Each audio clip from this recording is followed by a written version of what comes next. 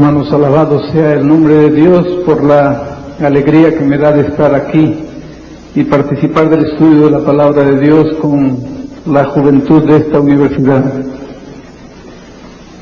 Durante 18 años trabajé con jóvenes, al lado de ellos en las fogatas, en los campamentos, en las caminatas, en la playa, en el monte, conversando, recibiendo cartas de ellos, recibiéndolos personalmente, abriendo la palabra de Dios para ellos, cantando junto a ellos, jugando junto a ellos.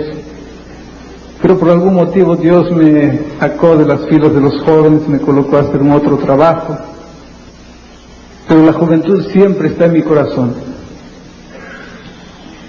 Yo tuve una vez un presidente, porque poca gente se explica cómo yo alguna vez trabajé con jóvenes. Ustedes se van a dar cuenta de lo que estoy diciendo a lo largo de la semana. Yo trabajé con un presidente que un día me llamó y me dijo: mira, Bullón, tú eres mi director de jóvenes aquí. Lo mínimo que yo espero de mi director de jóvenes es que sepa sonreír. Y yo sabía que él tenía razón. Fui para mi casa, me encerré en el baño, cerré la puerta y delante del espejo yo traté de ensayar la mejor sonrisa posible. Pero me di cuenta que no era nada auténtico, no era nada que nacía del corazón. Le pedí a Dios que me dejase ser como era, que me ayudase a ayudar a los jóvenes así, con lo que yo era. Y Dios me oyó. Y durante 18 años pude llevar a los jóvenes a una experiencia bonita de Jesús, a compartir la experiencia que Él me dio. Para mí es un presente que Dios me da esta noche, esta semana, poder trabajar con jóvenes durante una semana. Vamos a abrir la palabra de Dios en el libro de San Mateo, Evangelio según San Mateo, capítulo 18, versículos 12 al 14. San Mateo capítulo 18, versículos 12 al 14.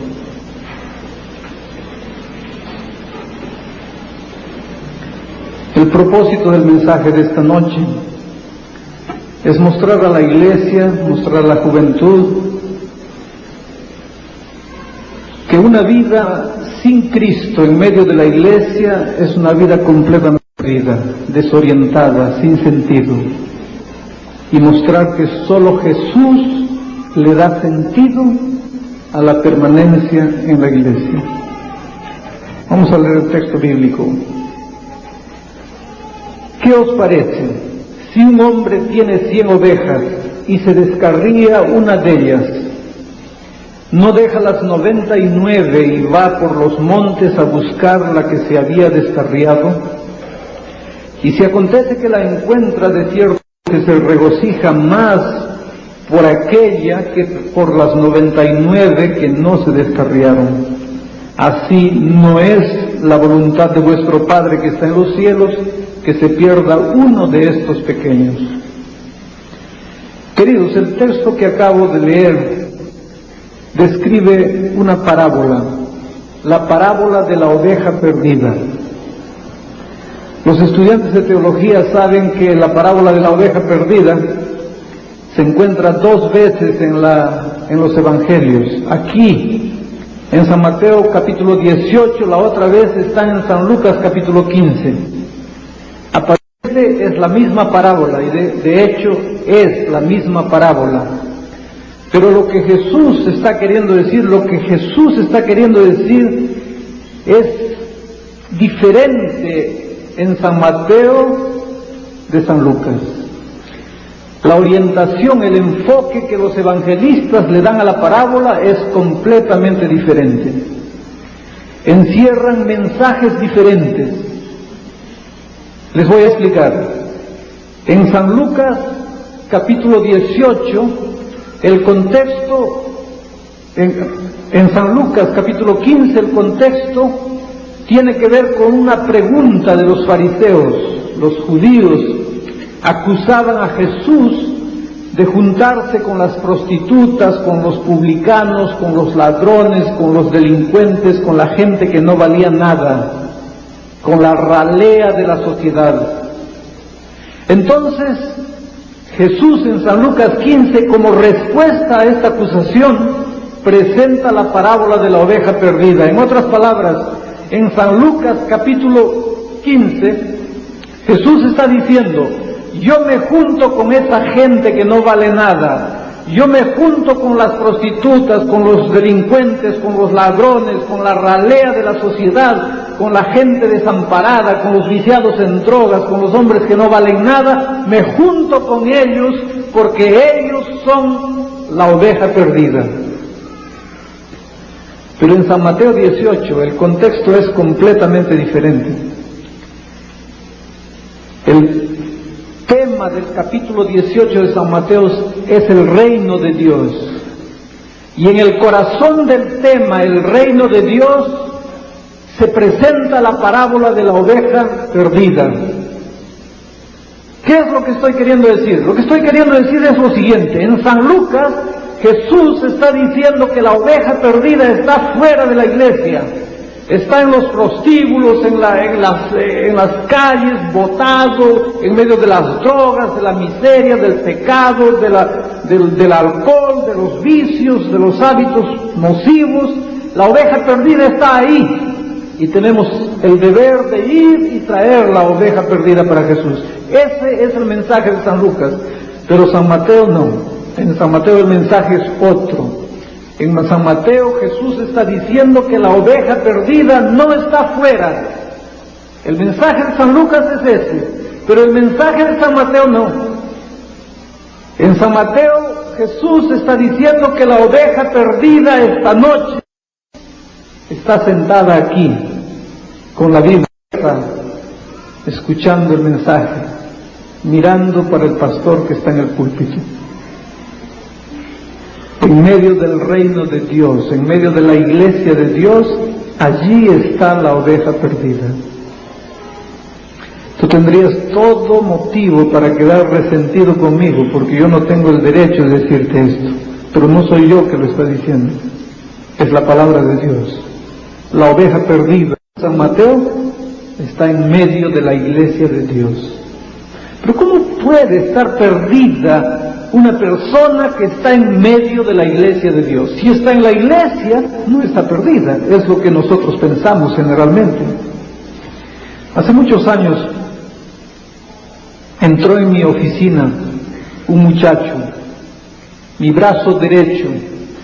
Cuando hacía campamentos, cuando hacía congresos, mi brazo derecho. Un joven extraordinario, lleno de talentos. En la iglesia todos lo admiraban. Director de una de las mayores sociedades de jóvenes de aquella ciudad. Todos los padres decían a sus hijos: mira ese muchacho, cómo me gustaría que fueses como él. Lo apreciaban. Confiaban en él. Pero esta tarde el muchacho entró en mi oficina, cerró la puerta, se sentó en una silla delante de mi mesa y comenzó a llorar, casi a gritos, a llorar convulsionadamente. En aconsejamiento pastoral he aprendido que cuando una persona quiere llorar, hay que dejarla llorar, que llore todo lo que quiere. Llorar es la mejor manera de sacar todo lo que está doliendo aquí dentro. Y el muchacho lloró. Después me senté cerca de él y le dije: ¿qué te pasa? Y mirándome, dice: pastor, estoy perdido. Estoy completamente perdido. Que otro muchacho me dijese eso yo podría hasta aceptar, pero que él me dijese que estaba perdido, no. Yo lo conocía, yo sabía quién era, pero ahí estaba: estoy perdido, pastor, completamente perdido. Y después me contó y me dice: pastor, ¿sabe de dónde estoy viniendo ahora? Yo salí de un lugar a donde un joven cristiano nunca podría entrar, nunca.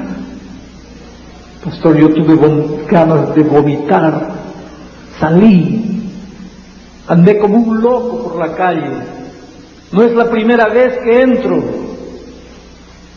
Pensé que el único camino para mí es la muerte. Pero ahí decidí venir a hablar con usted. Pastor, yo soy una basura. Yo no valgo nada.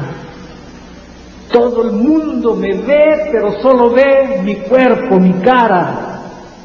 Nadie sabe lo que hay dentro de mí. Nadie sabe el fracaso que soy por dentro. Pastor, estoy perdido, por favor, ayúdeme. Estoy perdido. Ahora dime, si Jesús no tenía razón cuando dijo que la oveja perdida está en medio de la iglesia. Un día llegaron dos jóvenes enamorados, novios, le dicen novios aquí. Él, director de escuela sabática, ella, secretaria de jóvenes, una cosa así. Los dos delante de mí, se miraban uno al otro. Comienza tú. No, tú primero. No necesitaban hablar, yo ya sabía lo que era. Y después, llorando, los jóvenes me dijeron: pastor, hace 3 años estamos de novios, pero de 1 año para aquí estamos viviendo como marido y mujer.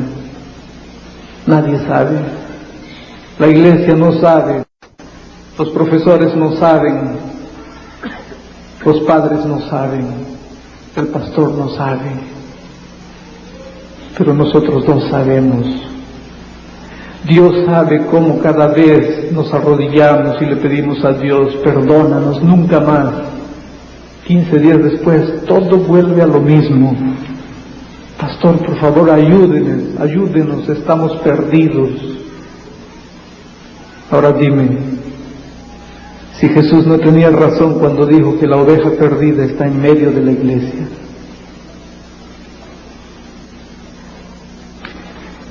Existen los que, como estos muchachos, están perdidos dentro de la iglesia porque están haciendo cosas malas cuando nadie los ve. Pero en la iglesia de Dios existe otro tipo de gente perdido, de gente perdida, y es la gente perdida que está perdida haciendo todo correctamente, portándose bien, guardando las normas, siguiendo los mandamientos, andando en la línea, sin salir para la derecha ni para la izquierda, cumplen todo, guardan todo, dan un buen testimonio, pero están igualmente perdidos, tan perdidos como estos muchachos, tan perdidos como los delincuentes en la calle, en la cárcel, como la gente que nunca escuchó de Jesús, porque para Jesús o estamos salvos o estamos perdidos. No existe casi perdidos, no existe casi salvos. Salvos o perdidos. Tú puedes pensar, pero pastor, si alguien está guardando todo, no está perdido. Tal vez esa sea nuestra grande tragedia en la vida espiritual, que confundimos salvación con buen comportamiento, salvación con cumplimiento de los deberes, salvación con andar derechito sin salirse para ningún lado. La Biblia en San Marcos capítulo 9, 10 registra toda la historia y después el fin de la historia del joven rico. No voy a leer la historia, ustedes la conocen bien. El joven rico es un ejemplo de alguien que estaba en la iglesia guardando, cumpliendo todo, pero estaba perdido, completamente perdido. Solo que estaba perdido portándose bien, cumpliendo todo al pie de la letra. Hermanos, yo les digo una cosa, esta noche aquí yo no los conozco, pero yo no creo que haya alguien que cumpla los mandamientos tan al pie de la letra como el joven rico los cumplía. ¿Por qué digo esto? Porque yo no sé si nosotros teníamos tendríamos así cara de mirar a Jesús en los ojos. Que yo lo haga eso delante de ti tal vez, porque eres un hombre, pero a Jesús en los ojos, así, ojo en el ojo, y decirle, todo eso que está escrito, yo lo guardo desde cuando soy. A Jesús en los ojos. Y este muchacho no estaba blefando, no estaba inventando, no estaba fingiendo, lo hacía sinceramente. Desde niño este muchacho había crecido y había aprendido a obedecer. Este muchacho cumplía todo y se lo dijo a Jesús, yo guardo todo. Pero este muchacho no era feliz, vivía desesperado. Vamos a pensar un poquito en la historia de este joven. Este joven, queridos, nació en una iglesia cuyos líderes no estaban preocupados con la salvación de este joven, con la felicidad, con la paz, con lo que este muchacho sentía en el corazón. Eso no les importaba mucho a los líderes de la iglesia de este joven. A los líderes de la iglesia de este joven, lo único que les importaba era que el joven diese un buen testimonio, que se portase bien, que cumpliese todo, que no diese dolores de cabeza, que no trajese problemas. Con eso ya estaba bien. Ahora, si estaba llorando por dentro, si estaba perdido, si estaba infeliz, si estaba salvo, eso no importaba mucho. Lo que importaba era que fuese un muchacho de conducta nota 10. Y hay muchos métodos para llevar a la obediencia. Hay muchos métodos para enseñar a portarse bien. El método del temor es uno de ellos. Pórtate, si no te vas para el infierno. Es una manera simple de llevar a la gente a la obediencia. ¿Quién quiere perderse en el infierno? Pórtate bien, que si no Dios te castiga. ¿Quién quiere ser castigado por Dios? Y por miedo este joven aprendió a obedecer, a cumplir, a andar en la línea, pero no era feliz. Había noches que se echaba en la cama y miraba al techo y tenía ganas de llorar y ni siquiera sabía por qué. Y pensaba, Dios mío, ¿qué pasa en mi vida? ¿Por qué no soy feliz? Traigo este vacío que me atormenta, me duele, que me incomoda. Yo no soy malo, estoy en la iglesia, guardo todo, cumplo todo, obedezco todo, sigo todo. ¿Por qué no soy feliz? Siento que estoy perdido. Pero ¿cómo si yo guardo todo, si cumplo? ¿Por qué siento que estoy perdido?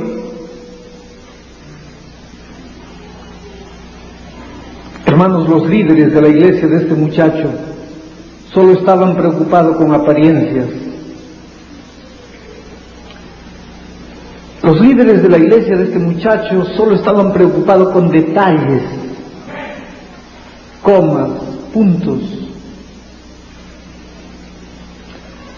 No estaban muy preocupados en ir al fondo de las cosas.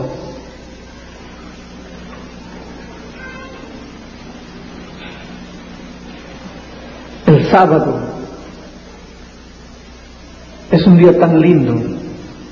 Dios dio el sábado para ser el día de comunión especial con Él, para ser un día de tan linda comunión, una comunión tan maravillosa que todo demás debería quedar olvidado para el resto de la semana, porque este es el día de mi Dios y mí.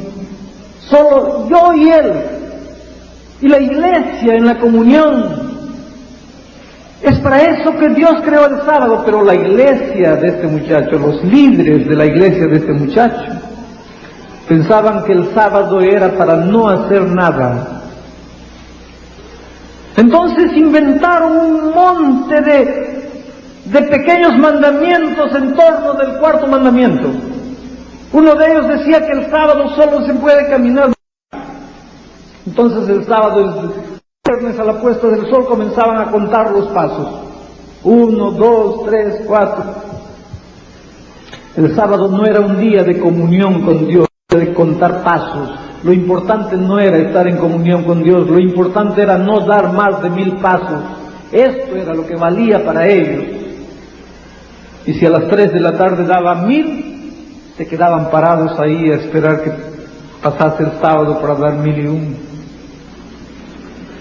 Ustedes pueden sonreír, pero las cosas no han cambiado mucho. En San Pablo el otro día encontré una iglesia que había tomado un voto de junta, determinando una distancia donde los jóvenes podían jugar pelota.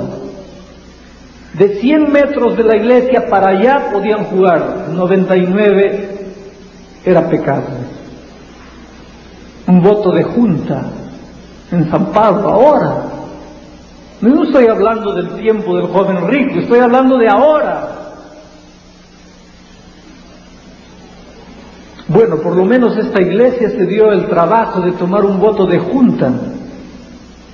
Yo conozco personas que no necesitan de voto de junta, son ellas las que dicen, cada día comienzan a inventar cosas. Yo no estoy contra esas cosas, especialmente en un colegio debe haber orden, una hora de dormir, una hora de levantarse, una hora de ir al comedor, una hora de estudiar. Esas cosas no son un problema. Pero para los líderes de la iglesia de este muchacho, la vida cristiana era eso. Eso tiene su lugar en la vida cristiana, pero cuando eso se torna la vida cristiana, entramos en problemas serios.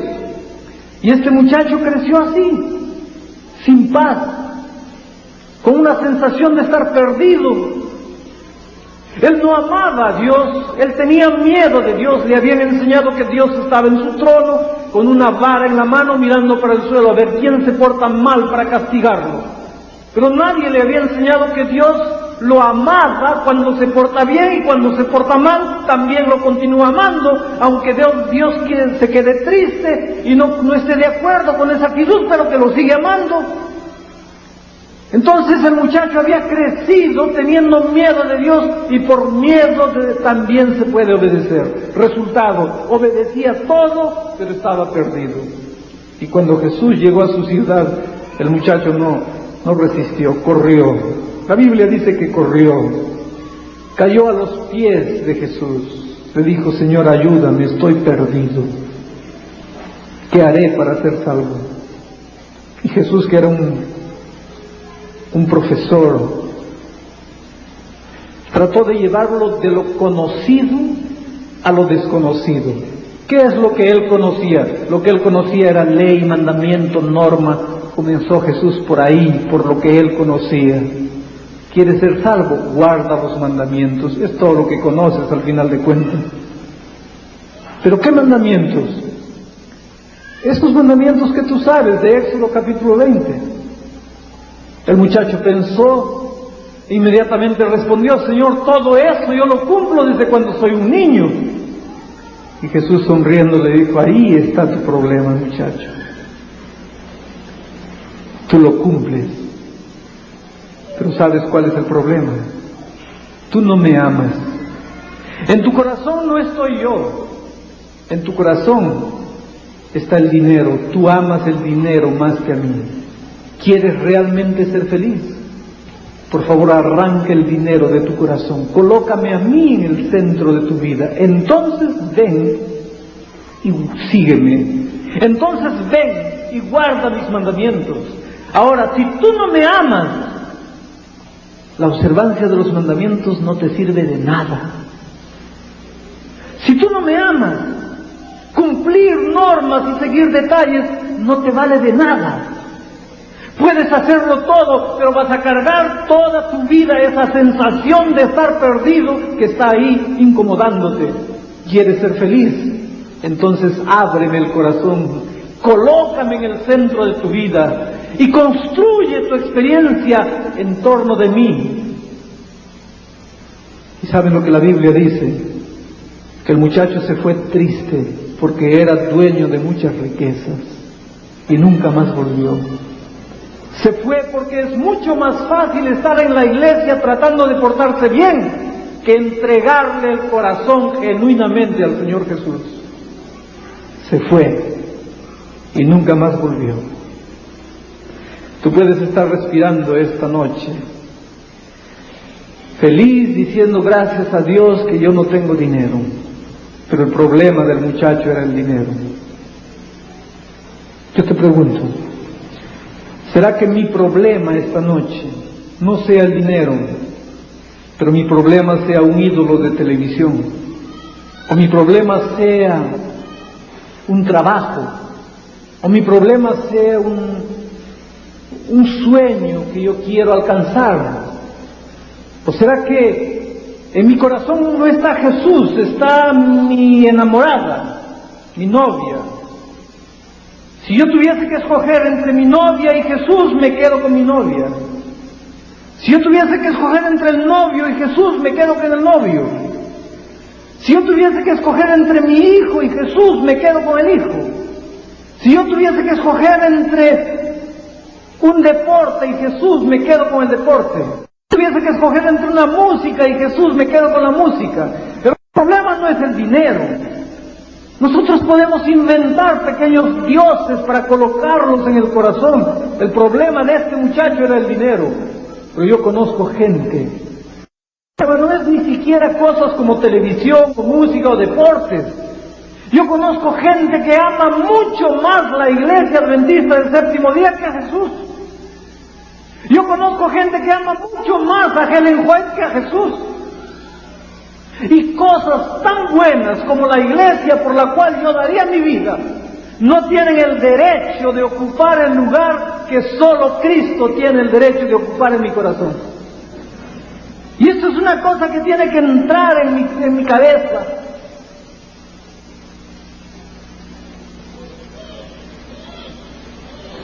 Porque no se puede ser feliz viviendo al lado de alguien que no se ama. Es imposible ser feliz viviendo al lado de alguien que no se ama. Hace muchos años, cuando estaba dirigiendo una semana de oración en una grande ciudad brasileña, una viejita se me acercó y me dice: pastor, ¿está viendo aquel viejito allá en el rincón de cabello blanco? Sí, es mi esposo. Ah, qué bueno. Ella tenía 65 años, 60 años por ahí. 75 años, estaban casados como 60 años. Me dice: pastor, ¿está viendo? Puede preguntarle a mi esposo. En todos estos 60 años de matrimonio, yo he sido una esposa casi perfecta. En los moldes tradicionales de un matrimonio, una esposa perfecta. Ropa limpia, casa limpia, hijos bien criados, comida lista. En los moldes tradicionales de un matrimonio, yo he sido una esposa perfecta. Pregunte a mi marido. Pero pastor, yo no he sido nunca feliz. ¿Qué cosa? No he sido feliz, pastor. ¿Pero por qué? Porque yo no amo a mi esposo. Pero señora, solo ahora, 60 años después de estar casada, se da cuenta que no lo ama. Y ella dice: pastor, no, ahora no. Yo nunca lo amé. ¿Pero por qué se casó, señora? Y las lágrimas comenzaron a rodar por las mejillas de esa viejita. Y me dice: pastor, cuando yo era una chica, una niña, nosotras no escogíamos el esposo. Nuestros padres escogían el esposo para nosotras. Un día mi papá llegó diciendo: hija, te vas a casar dentro de 2 meses con el hijo de mi compadre fulano. Comenzaron a preparar la ropa de novia, comenzaron a preparar el ajuar, comenzaron a preparar la fiesta. Faltando 2 días para el matrimonio, yo fui a la estación del ómnibus para conocer a mi novio que estaba llegando.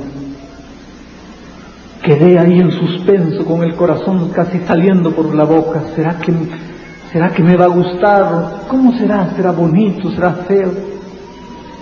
De repente él salió y me dijeron: es ese ahí. Lo miré. No me gustó, pastor. Pero 2 días después tuve que casarme. Mi mamá me había dicho: hija, una esposa perfecta hace esto, esto, esto, esto, esto. Una esposa perfecta no hace esto, esto, esto, esto y esto. Y pastor, puede preguntarle a mi marido. En estos 60 años de matrimonio he hecho todo lo que una esposa correcta hace y he dejado de hacer todo lo que una esposa correcta no debe hacer. Pero pastor, yo no he sido feliz. Yo no soy feliz. Hermanos, ¿cómo ser feliz viviendo al lado de alguien que no se ama? Y el bautismo es una especie de matrimonio con Jesús. Cuando nos bautizamos, nos casamos con Cristo para la vida toda. Y si nos casamos con Él, debe ser porque lo amamos con todo nuestro corazón. Nunca deberíamos bautizarnos si no llegamos al punto de decir: Señor Jesús, tú eres mi vida. Si tú me dejas, yo no soy nada. Por favor, yo quiero vivir el resto de mi vida contigo. Porque si nos casamos sin amarlo, nunca vamos a ser felices. Jóvenes queridos, nunca se casen sin amar a una persona con todo el corazón. Yo les digo una cosa: después de haber vivido 23, 24 años con una señora maravillosa, a la que conocí un día en el colegio, enamoré con ella, me casé, y Dios nos dio 4 hijos maravillosos, hoy día jóvenes ya. Y yo creo que todos los hermanos casados aquí están de acuerdo conmigo. Vivir al lado de una persona a quien se ama mucho ya es una tarea difícil. Díganme si no es. ¿Cómo hay que tener paciencia? ¿Cómo hay que comprender? ¿Cómo hay que pedir perdón? ¿Cómo hay que perdonar? Imagínense vivir al lado de alguien que no se ama. No se llega al matrimonio porque él es bonito, porque él tiene dinero, porque ella va a ser médica, o porque ella tiene un buen nombre, o porque los papás de ella tienen esto, aquello, o porque... No. Todos esos motivos tienen algún valor solo si el verdadero y grande motivo que nos lleva al matrimonio es el amor por la persona. Así es en el bautismo. Hermanos, uno no se bautiza porque me convencieron que esta es la verdadera doctrina. Uno no se bautiza porque me gustó el sermón del pastor. Uno no se bautiza porque me gustó la fachada de la iglesia, me gustó la gente de esa iglesia. Hermanos, todos esos motivos pueden tener algún valor si el único y grande motivo que nos trae a la iglesia es el amor profundo por el Señor Jesús. Si no, la vida nunca va a ser feliz. Y yo tengo miedo que muchos esta noche podamos mirar a Jesús y decir así: Señor Jesús, estoy aquí casado contigo a 30 años. Y tú sabes que de alguna manera, esforzándome, luchándome, dominándome, he cumplido todo lo que un buen cristiano cumple. Pero no he sido feliz. Señor, no soy feliz. Y lo peor es que me da miedo reconocer que no soy feliz. Porque pienso que decir que no soy feliz es un pecado más. Vienen unos atormentados por lo que es pecado y lo que no es pecado. No disfrutamos de la vida cristiana en su plenitud. Vivimos atormentados en errar o no errar. No disfrutamos de la vida cristiana en sus horizontes amplios. ¿Por qué? Porque tal vez entramos a la iglesia sin amar al Señor con todo nuestro corazón. Hermanos, yo voy a contarles mi experiencia. Yo nací en la iglesia adventista prácticamente. Mi madre conoció el mensaje cuando yo tenía 4 años de edad.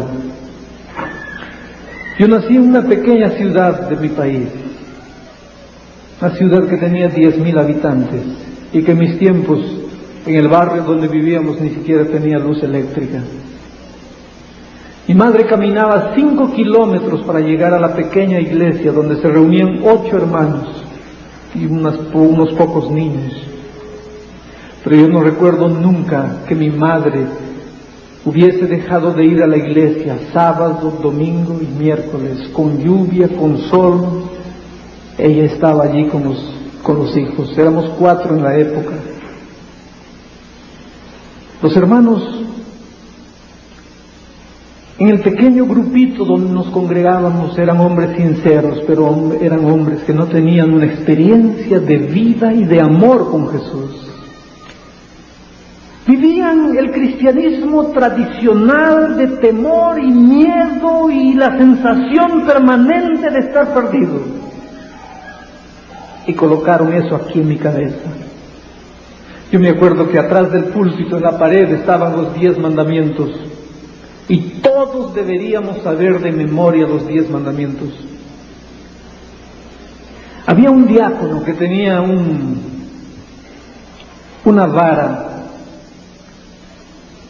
Y en la punta de esa vara había un clavo con la punta para afuera. Y ese diácono se quedaba parado ahí como un centinela. Cuando 2 niños estaban conversando, él no se daba el trabajo de ir y tocarles el hombro. Con el extremo de la vara, él podía alcanzar cualquier canto del pequeño saloncito de reuniones. Y cuando 2 niños conversaban, agarraba la vara y con la punta del clavo golpeaba en la cabeza. Y más de una vez ese clavo perforó mi cabeza. Yo fui creciendo revoltado contra todo lo que era iglesia. Mi pobre madre, una mujer cristiana, sincera, una mujer entregada a Dios en la luz que ella conocía. Dios la bendijo, tiene 9 hijos, los 9 están en la iglesia. Pero en la inocencia, ella, el sábado de tarde, nos reunía a los 4 niños y con una vara en la mano y el conflicto de los siglos en la otra. Se ponía a leernos a los niños de 4, 6, 2 años, 1 año, el conflicto de los siglos. Y mi madre no sabía leer así como por lo menos yo leo. Y el niño que se moviese, ahí estaba la vara en la otra mano. Ustedes pueden creer la revuelta en mi corazón. Voy a crecer y voy a salir. No quiero ser adventista, no quiero la iglesia. Yo crezco y me voy. Solo mientras soy niño y ellos me agarran está bien. Pero cuando yo pueda correr, nadie me agarra más. Pero cuando llegué a tener 12, 13 años y podía correr, yo me di cuenta de una tragedia mucho más grande.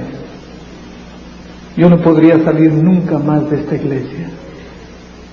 Me había vuelto una especie de perrito amaestrado aquí dentro. Yo no podría dejar esta iglesia nunca. Y no la dejé. Con 13 años me bauticé. En mi corazón había una voz que me decía: ahora estás bautizado, tienes que portarte bien, conoces todo, tienes que guardar todo, tienes que seguir todo.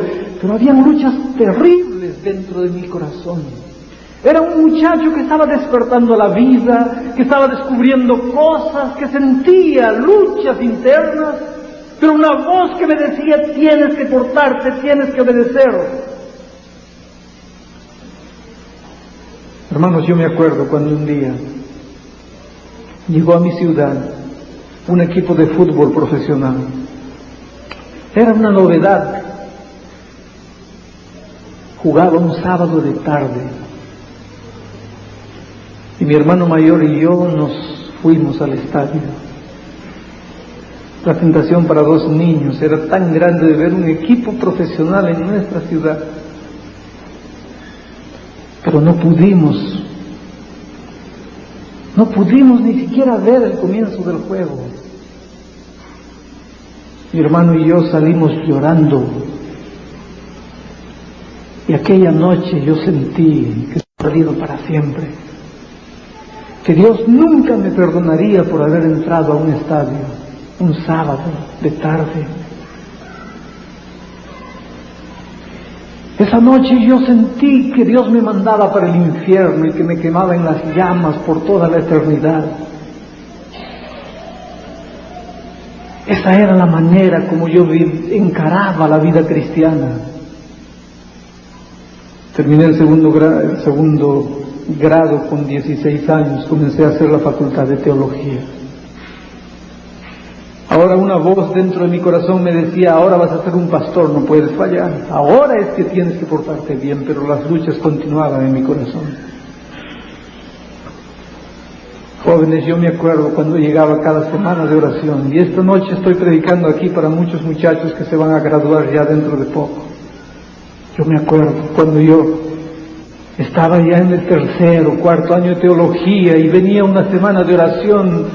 Dios sabe cómo yo le pedía, Dios mío, haz un milagro esta semana en mi vida, porque no entiendo mi vida, no entiendo.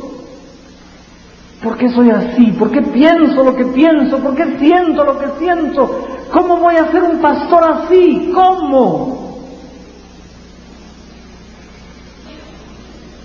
Pero no sucedió nada y me gradué. Con 19 años me dieron una iglesia para pastorear, 20 años.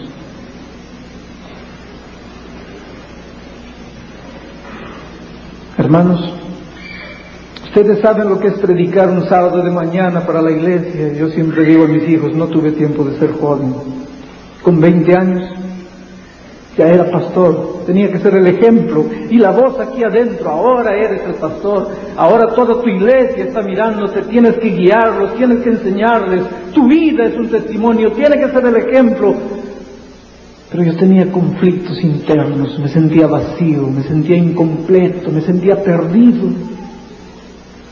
Ustedes saben lo que es estar predicando un sermón, diciendo que Jesús trae felicidad a la vida de las personas, de tener ganas de cerrar la Biblia y decir, hermanos, es mentira, yo no sé qué felicidad, yo les estoy diciendo esto porque lo he aprendido en la facultad de teología, pero en mi vida yo no lo he encontrado, no lo he descubierto. ¿Pero cómo podía hacer eso? Era el pastor, los hermanos estaban esperando que les predicase, confiaban en mí. El primer año yo era soltero. A mediodía, cuando todos mis hermanos se iban para sus casas a almorzar, yo me iba para mi departamento, solo me echaba en la cama. Y mirando al techo sentía que las lágrimas salían. Y preguntaba, Dios mío, ¿por qué? ¿Qué pasa en mi vida? ¿Por qué soy así? Los 2 primeros años de mi ministerio fueron los peores años de mi vida. El tormento de no ser coherente con lo que era. El predicar y no tener poder para predicar. El predicar una cosa que mi cabeza me decía, pero que en mi corazón no había. No puede haber tragedia mayor en la vida que eso. Cuando terminó el segundo año de mi ministerio, yo busqué a mi presidente y le abrí mi corazón y le dije que quería dejar el ministerio. Y Dios inspiró a ese hombre, porque él me dijo, Julián, date una oportunidad a ti mismo. Te vamos a mandar a la selva. Vas a ser pastor entre los indios campas. Allí solo, en la montaña, debajo de los árboles, te vas a encontrar contigo mismo. Él tenía razón, yo necesitaba quedarme solo, lejos de todo el mundo. Pero no para encontrarme conmigo mismo, porque conmigo mismo me encontraba todos los días y encontraba solo un vacío, un hueco, un pozo sin fondo. Yo necesitaba encontrarme con la única persona con quien nunca me había encontrado. Y yo fui para la selva. El milagro sucedió un viernes. Yo puedo precisar hasta la hora, decir hasta la hora. Yo salí de mañana, debía caminar 2 horas a través de la selva para llegar a una aldea llamada Pumpuriani. Debía pasar el fin de la semana con los hermanos campas de la aldea de Pumpuriani. Preparé mi mochila, me despedí de mi esposa y salí. Debía llegar a las 8 de la mañana, pero ya era mediodía y yo estaba perdido. Me di cuenta que estaba perdido en medio de la selva. Eran los primeros meses que yo estaba trabajando allá. Comencé a apavorarme, a llenarme de miedo. Comencé a correr para un lado, para otro, tratando de encontrar la trilla, pero cuanto más corría, más me perdía. De repente dio 4 de la tarde, 5 de la tarde. El cielo comenzó a quedar oscuro. Nubes negras anunciaban una tormenta terrible. Allá debajo de los árboles ya no se veía nada. Comenzó la lluvia como nunca. Yo me senté debajo de un árbol frondoso con mi mochila al lado, y ahí dio 6 de la tarde. Otras veces estaría bien bañado, cambiado, ropa cambiada, en el calor del hogar recibiendo el sábado. Ahora solo en medio de la selva, sentado en el barro debajo de un árbol. Y yo pensaba, si Dios mío valiese para alguna cosa, si yo tuviese seguridad de lo que estoy haciendo, pero ni siquiera eso tengo. Esperé que la lluvia parase, pero no paró. 7, 8 de la noche. Cuando la lluvia bajó un poco, me levanté y pensé, tengo que llegar, no puedo pasar la noche aquí. Yo sé que la aldea está por allá, voy a tener que correr para allá. Y corrí como un loco, cayendo, levantando en medio de la oscuridad del barro, cayendo, levantando, fui. De repente me agarró un miedo terrible, parecía que me seguían personas en la oscuridad. Un muchacho de 21 años, en una selva que es desconocida, en medio de la lluvia, del barro, solo. Hermanos, yo resbalé, caí por un precipicio abajo. Mi mochila se fue para allá y me quedé atracado en un árbol. Traté de salir con mis fuerzas. Era un joven, podía hacerlo, pero todo lo que intentaba fracasaba, porque el barro estaba mojado y resbalaba, caía nuevamente, me agarraba, caía, trataba de salir 2, 3 pasos, volvía a rodar. Y cada vez más embarrado, más impotente. Fue en medio de la impotencia, del fracaso, del barro, ahí en el hueco donde estaba, que por primera vez me di cuenta de lo que estaba pasando conmigo. Toda mi vida había sido como aquella noche, tratando de salir del hueco con mis manos, con mis fuerzas. Y todo lo que había conseguido era embarrarme, herirme, frustrarme. Yo pensé por un minuto, Dios, ¿dónde estás? Allá en el cielo. Yo no necesitaba a nadie allá en el cielo. Yo necesitaba a alguien a mi lado. Pero nunca me enseñaron que Él podía estar a mi lado. Me enseñaron que Él estaba siempre allá, siempre preocupado con mi buen comportamiento, mi buena conducta, siempre preocupado en que yo me portase bien. Nunca me enseñaron que Él podía darme la mano para sacarme del hueco. Nunca me enseñaron que yo podía abrazarlo como abrazar a un amigo. Aquella noche me di cuenta que toda mi vida viví solo. Mi cabeza llena de doctrina, de cristología, de teología. Podía pegar un testigo de Jehová y derrotarlo con los versículos de la Biblia. Podía tomar un pentecostal y mostrarle que el sábado era el día del Señor. ¿Y de qué me servía eso? ¿Y de qué me servía todo eso? Si yo no tenía a nadie. En mi corazón estaba la iglesia. Yo siempre amé a esta iglesia, amo esta iglesia, doy mi vida por esta iglesia.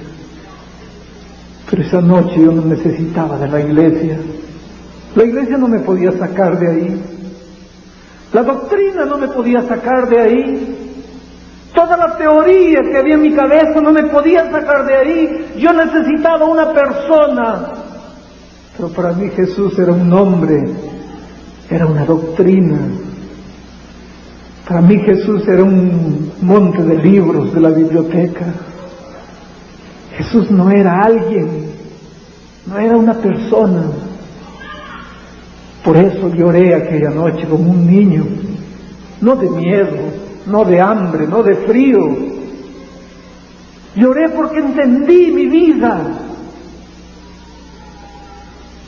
Y clamé a Dios por un milagro. Y le dije, Dios mío,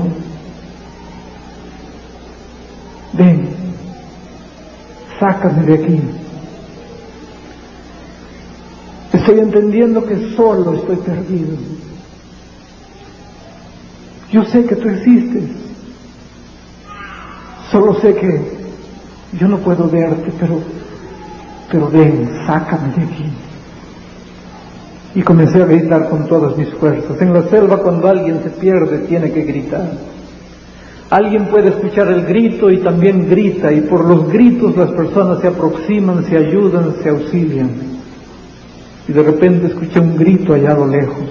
Continué gritando. Pensé que podía ser el eco, pero no era el eco, era que alguien estaba gritando. Continué llamando y el grito se aproximó cada vez más y más. Y de repente sentí que alguien estaba en la trilla allí encima. Y lo llamé y sentí los pasos de alguien bajando. Y alguien llegó cerca de mí. Era un indio Campa, un indio de la tribu Campa, con las marcas que la tradición de su tribu había hecho en su rostro. Le dije, oye, ¿quién eres? No me dijo nada. Me extendió la mano, me agarró, me comenzó a jalar. Mis pies resbalaban en el barro, pero los de él, descalzo, parecían las llantas de un tractor, iban subiendo hasta que llegamos a la cima. Le dije, ¿quién eres? No dijo nada. ¿Qué estabas haciendo por aquí? Nada. ¿Tú vives cerca de aquí? Nada. Yo pensé que él no hablaba nada de castellano. Tal vez hablase solo Campa, y como yo le hablaba en castellano no me estaba entendiendo nada. Él me agarró del brazo y me comenzó a llevar. Y andamos 1 hora, 2 horas, no sé cuánto tiempo. Le pregunté muchas veces, traté de hablar muchas veces, pero él nunca dijo nada. De repente se paró y me mostró abajo, había luz. Era la aldea de Pumpuriani que yo estaba buscando. Me solté de él y corrí. Me resbalé y caí nuevamente. Él se acercó, me levantó y me ayudó a llegar hasta la aldea. Grité en voz alta y Juan, un colono, medio indio, medio colono, salió con la antorcha y cuando me reconoció me dice, pastor, usted está loco. ¿Cómo se le ocurre venir a esta hora? ¿Por qué no nos mandó llamar? Le dije, Juan, estoy cansado. Me llevó para dentro de la choza. Me sacó la ropa, me dio una frazada y me eché cerca del fuego y dormí. Cuando desperté era sábado. Había mandioca asada y mazamorra de plátano cerca del fuego. Mi ropa también estaba seca cerca del fuego. Me vestí, salí al patio de la aldea y los hermanos estaban conversando todos allí. Los saludé.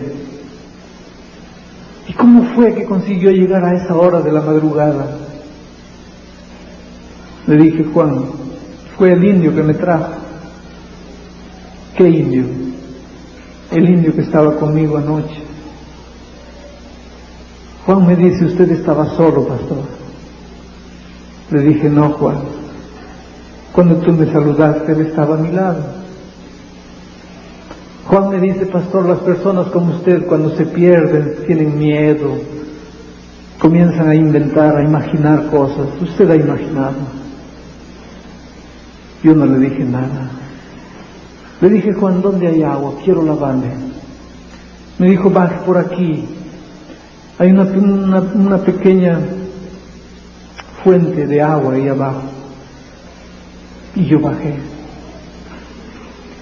Cerca de ese pequeño arroyo me arrodillé y comencé a orar. Y por primera vez en mi vida yo sentí que mi oración no se iba para allá.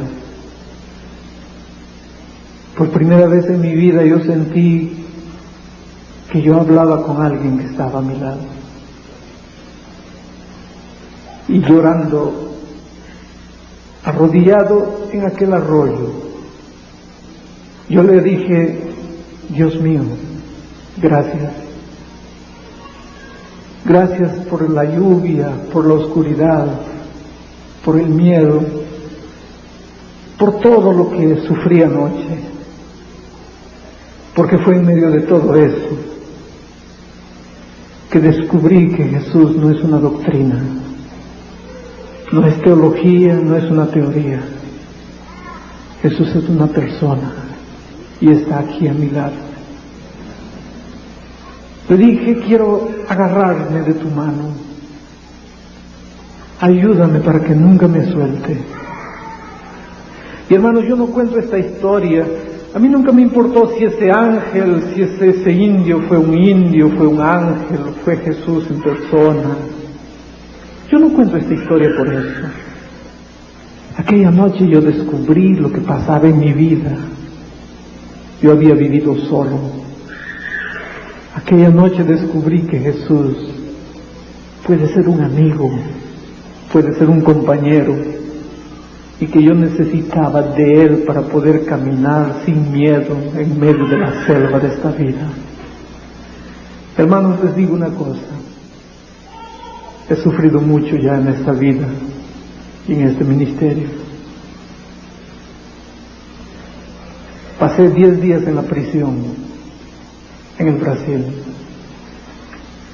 Los 10 días más oscuros de mi vida. Solo, en una celda de la prisión. Tuve ganas de maldecir a Dios, de decirle: te entregué mi vida toda, te serví, te di todo lo que podía, y me dejas aquí, y no haces nada para sacarme de aquí. Y en medio de la oscuridad, yo sentí nuevamente la voz, diciendo: hijo, ¿te acuerdas de aquella noche? ¿Te acuerdas lo que me dijiste junto al arroyo? Y entonces, avergonzado, le dije: Señor, sí, no te voy a dejar, no voy a soltar tu mano. Queridos, yo no vine a predicar mucha teoría esta semana aquí. Yo vine a presentarles un amigo. A veces ando por las grandes calles de grandes ciudades. San Pablo con 13 millones de habitantes, Río, Buenos Aires. Dirijo mi carro. A veces paro en un semáforo, miro al lado y veo que el conductor del otro vehículo me está mirando sonriendo, y yo me doy cuenta por qué. Es que yo estaba hablando solo y él debe pensar que estoy loco. No me importa. Si el mundo piensa que estoy loco, no me importa. Yo sé con quién estoy hablando. Viajo mucho, la mayor parte del año vivo solo, en hoteles. Me acuesto y yo sé quién está echado a mi lado. Nunca lo vi, nunca lo toqué, pero sé que está ahí. He tratado de vivir haciendo de él el centro de mi vida, el centro de mi predicación, el centro de mi ministerio. Y esta semana quiero mostrarles a ese amigo, quiero mostrarles diferentes facetas de la vida de ese ser maravilloso. Quiero llevarlos a que ustedes se apasionen por Jesús, que ustedes lleguen al punto de decir: Señor Jesús, sin ti no puedo vivir. Voy a pedirle a la hermana Grace que venga para cantar. Mientras ella canta, yo voy a orar en mi corazón. Y mientras ella canta y yo oro, yo quiero que tú le digas a Jesús: Señor, quiero amarte, enséñame a amarte. Y si es necesario un milagro en mi vida, haz ese milagro. Quiero descubrir otra dimensión de la vida cristiana. Y si tú quieres decir eso a Jesús, mientras la hermana Grace canta, yo quiero que tú te levantes donde estás y te quedes parado ahí en pie. Yo voy a estar orando por ti en mi corazón aquí adelante.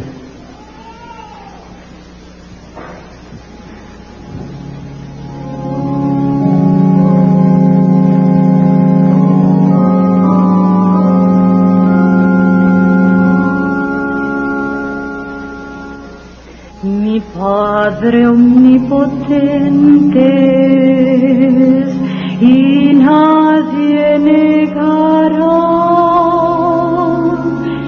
Dios de milagros y virtud, el cielo afirmará.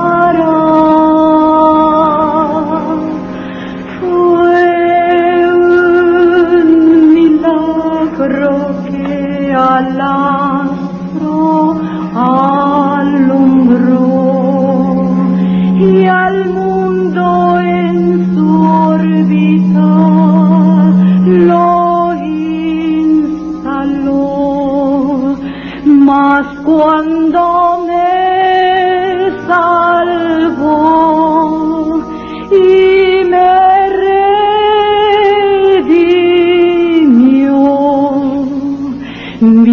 milagros fue de todos el mejor.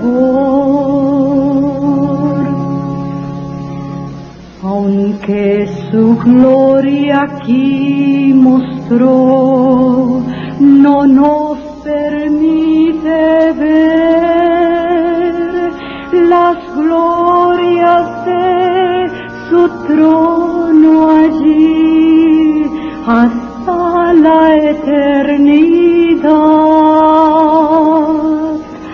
Fue un milagro que al astro alumbró y al mundo en su órbita lo instaló. Mas cuando me salvó y me redimió, milagros fue de todos el mejor.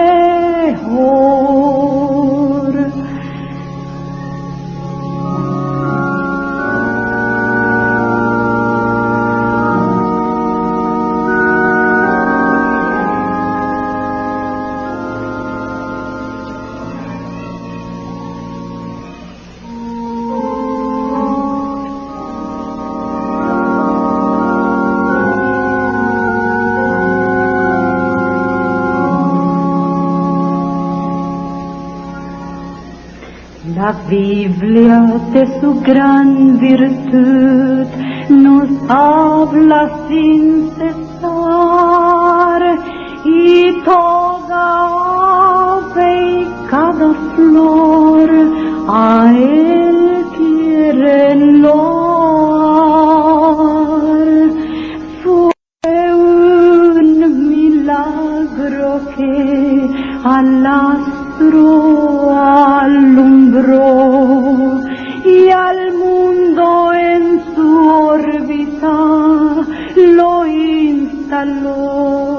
Mas cuando me salvó y me redimió, milagros fue de todos el mejor.